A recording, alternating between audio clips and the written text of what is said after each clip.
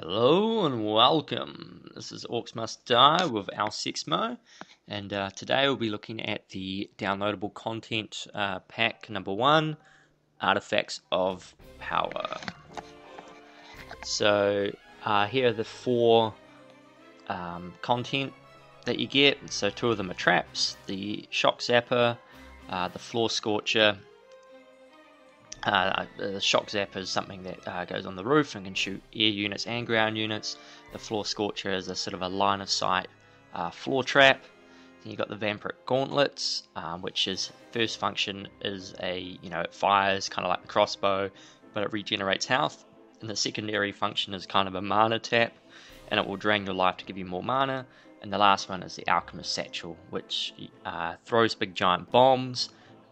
And then at which point you can right click and they all sort of explode. So here I'm just jumping into a nice easy game to look at the 4 weapons. So the DLC came out earlier today. I think it was only $1.25 or something. It was half price.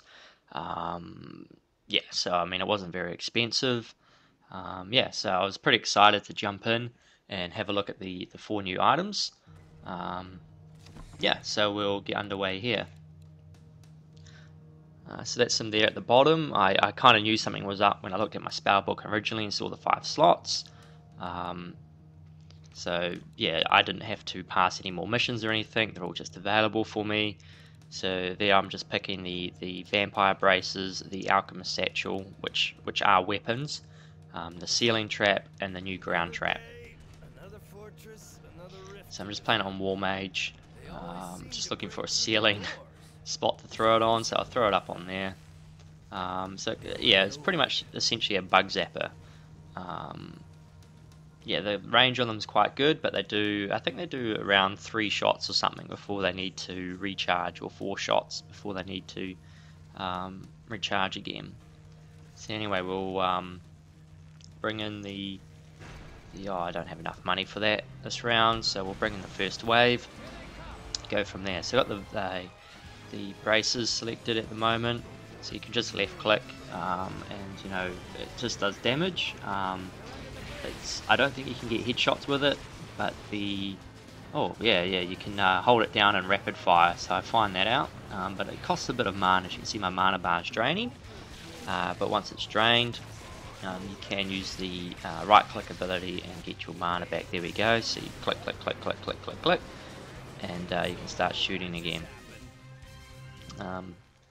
So that's alright. It's probably more situational. Like, I wouldn't see it as kind of more of a permanent weapon,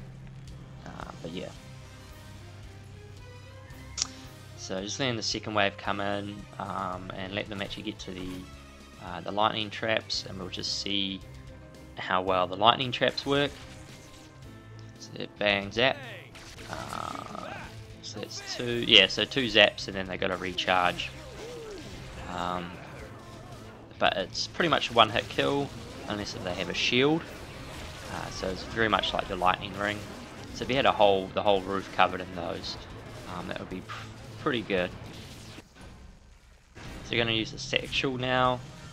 So you can left click and throw the big giant bombs. So you can typically get 2 of them off when you're full on mana, and maybe just get the 3rd.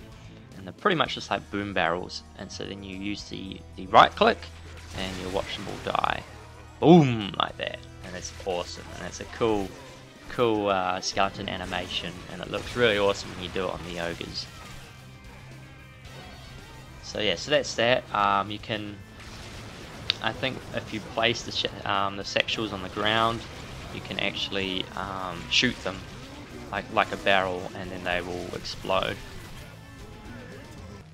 Okay, so here I'm just going to be placing some of the ground traps. As you can see, it's got a sort of a line of sight, and when the first orc comes up to it, it will pop open and shoot them all. So we'll see how well just a single line of them does. So just gotta wait for the crossbow orcs. So there we go, so it just pop opens, and shoots the whole line.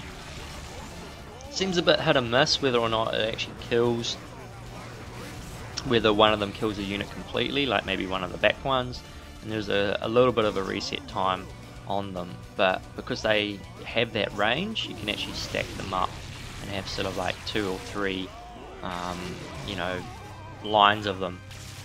Or if you're a fan of the coin forge as well, you can place them at the you know, other end of a coin forge and keep that maximum kill zone going. So here now, you know, I've just done a couple of rows that will just be popping up and putting them on fire, which is pretty cool. Because yeah, there's no really AoE, well not AoE, there's no really sort of mass kill traps before. So now I'm just, if you want to put tar in front of them, so it slows them down even more. I mean, you know, this is going to be really hard for the orcs to come through, and then all their lightning traps on the top. And then of course if I get overwhelmed, I can throw one of these at them. So yeah, so all the new weapons work pretty good. And it gives a sort of more use for the health pots as well, especially if you've got the vampire braces and using the mana tap.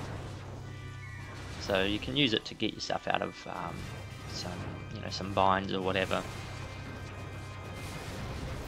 So yeah, so that's basically the 4 traps. I mean, yeah, just this is the last wave. You can see me trying to use all 4 of the new weapons now to defeat this wave, and it's pretty fun. I quite like the acid pot things. I mean, what you can do is place 1 at each entrance, because you can have a maximum of 3. So if there's 3 entrances of the orc, you can just place 1 at the start, and then at the start of the wave you can set them all off and get a pretty good kill streak. Yeah, I think they're very good for getting high kill streaks. So yeah, so that was just a quick video, quick look at the 4 new items. There will be a little bit more looking at the upgrades just after this, so I'll just do a little bit of magical editing and we'll jump into that. Right, so here we are on the upgrade menu. So the other 2 things you can't upgrade, but here's the 2 traps. So that's the Storm Zapper, so it holds an additional lightning charge. So I believe it was 3 zaps before it had to recharge, so this will increase it to 4. So you know, if you've got like 3 or so of these traps, then that would be quite a bit. And the floor burner here has the floor scorcher, will have a wider arc of fire, so that kind of makes it sort of out into a triangular shape, and so rather than just affecting the first 2 squares in front of it, it will kind of go out in a triangle, I believe. So I am going to upgrade these, since I don't spend my upgrades on anything else other than the grinder and the coin forge, if you watch the rest of the series. So yeah, we'll jump into another game. Right, so here I am on the next level. Just going to be placing down some of those upgraded flame traps. Putting it in a situation you might use it in. Coin forge first, and then the flames. I know on this level that the monsters go down the left and right hand side. So yeah, we'll let the there's a couple wall spaces as well for the lightning traps. I'll let the first wave in and we'll have a look. There we go, and it goes to the left and the right hand side as well.